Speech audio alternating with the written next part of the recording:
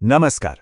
आज हम संगीत की दुनिया के दो ऐसे कमाल के सफर पर चलेंगे जहां महानता के रास्ते बिल्कुल अलग थे। एक कहानी है जहां संगीत को कानों से नहीं बल्कि पूरे शरीर से महसूस किया गया, और दूसरी जहां एक ऐसे साज को जिसे भुला दिया गया था एक पूरे देश की आवाज बना दिया गया। कभी सोचा है कि कोई ऐसा संगीतकार हो सकता है जो सुन ना सके और फिर भी लाखों लोगों के दिलों को अपनी कला से जीत ले? सुनने में नामुमकिन सा लगता है ना? और साथ ही हम ये भी देखेंगे कि आखिर कैसे एक ऐसा साज जिसे एक राजा ने अपने दरबार से ही बैन कर दिया था, वही साज आगे चलकर एक आजाद देश की पहचान बन जाता है। तो ये कहानी है दो ऐसे उस्तादों की जो हमें दिखाते हैं कि जब संगीत और पक्का इरादा एक साथ मिल जाए तो फिर दुनिया की कोई भी मुश्किल बड़ी नहीं लगती।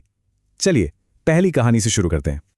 हमारी पहली कहानी है स्कॉटलैंड की मशहूर परकशनिस्ट यानी तालवादक एवलिन ग्लेनी की, जिन्होंने संगीत को सुनने का एक बिल्कुल ही अलग तरीका दुनिया को सिखाया। एवलिन का ये सफर ना चुनौतियों से भरा हुआ था। सोचिए, सिर्फ 8 साल की उम्र में उनकी सुनने की शक्ति धीरे धीरे जाने लगी और 11 साल की उम्र तक तो ये कन्फर्म हो गया कि वो अब सुन नहीं सकती। लेकिन एवलिन के अंदर जो संगीत का जुनून था वो कम नहीं हुआ। उन्होंने हार नहीं मानी और 17 साल की उम्र में दुनिया के सबसे बड़े म्यूजिक स्कूलों में से एक रॉयल एकेडमी ऑफ म्यूजिक में ऑडिशन देने पहुंच गए। और यहीं पर उनकी मुलाकात हुई उनके गुरु रॉन फोर्ब्स से। रॉन ने एवलिन के टैलेंट को पहचाना और उन्हें एक ऐसी सलाह दी जिसने सब कुछ बदल कर रख दिया।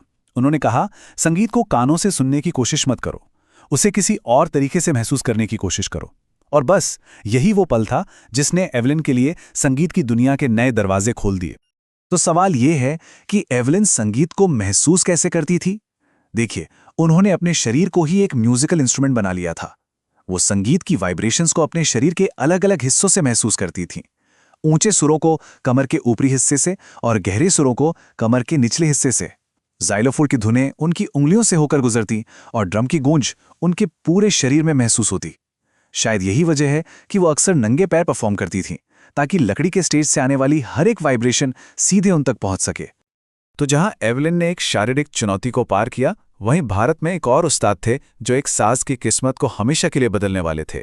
ये कहानी है शहनाई के जादूगर उस्ताद बिस्मिल्लाह खान की। शहनाई की कहानी शुरू होती है एक दूसरे साज से जिसका नाम था पुंगी। अब पुंगी की आवाज इतनी तीखी और बेसुरी थी कि बादशाह औरंगजेब ने उसे अपने दरबार में बजवाने पर ही रोक लगा दी थी। लेकिन इसी रोक से जन्म हुआ एक नए साज का, शहनाई।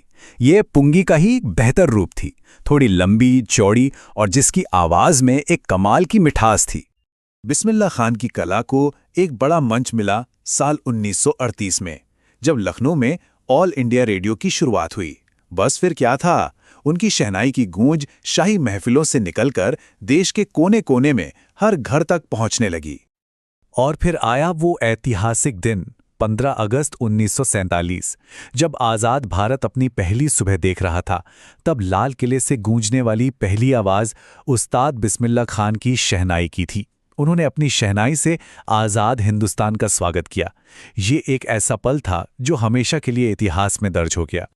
उस्ताद बिस्मिल्लाह खान की शोहरत पूरी दुनिया में फैली, लेकिन उनका दिल हमेशा हिंदुस्तान के लिए ही धड़कता था।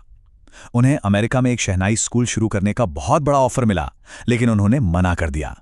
उनके लिए बनारस की गलियों और गंगा नदी के घाटों को छोड़ना नामुमकिन था। वो मानते थे कि भारत की सबसे बड़ी दौलत उसका शास्त्रीय संगीत है और वो बस उसी दौलत के एक रखवाले थे। तो एक तरफ थी स्कॉटलैंड की एवलिन ग्लेनी और दूसरी तरफ भारत के बिस्मिल्लाह खान। दोनों के रास्ते अलग, चुनौतियां अलग, लेकिन मंजिल एक ही थी, संगीत के जरिए हर हद को पार कर जाना। आइए देखते हैं कि इन दो उस्तादों का सफर हमें एक ही संदेश कैसे देता है। जब हम इन दोनों की यात्राओं को एक साथ देखते हैं तो एक कमाल की बात नजर आती है। एवलिन ग्लेनी ने अपने शारीरिक चुनौती को ही अपनी सबसे बड़ी ताकत बना लिया और दुनिया की टॉप परकशनिस्ट बनी। दूसरी तरफ बिस्मिल्लाह खान ने एक ऐसे साज को उठाया जिसे कोई पूछता तक नहीं था और उसे क्लासिकल स्टेज पर वो सम्मान दिलाया कि वो पूरे देश की पहचान बन गया। तो इन दोनों महान कलाकारों की जिंदगी से आखिर हम सब के लिए क्या संदेश है, क्या सीख मिलती है? इन कहानियों से सबसे बड़ी सीख ये मिलती है कि चुनौतियां चाहे जैसी भी हों, अगर लगन सच्ची हो और सही मार्गदर्शन मिले तो उन पर काबू पाया जा सकता है। ये हमें याद दिलाता है कि मेहनत और पक्के इरादे से कोई भी मंजिल दूर नहीं है, और सबसे बढ़कर यह साबित करता है कि संगीत की कोई भाषा या कोई सरहद नहीं होती। ये वो एहसास है जो सीधे दिलों को जोड़ता है। इन दोनों की कहानियां हमें ये सोचने पर मजबूर करती हैं कि हर इंसान के अंदर ऐसा कौन सा जुनून है जो उसे अपनी सबसे बड़ी मुश्किल को पार करने की ताकत दे सकता है।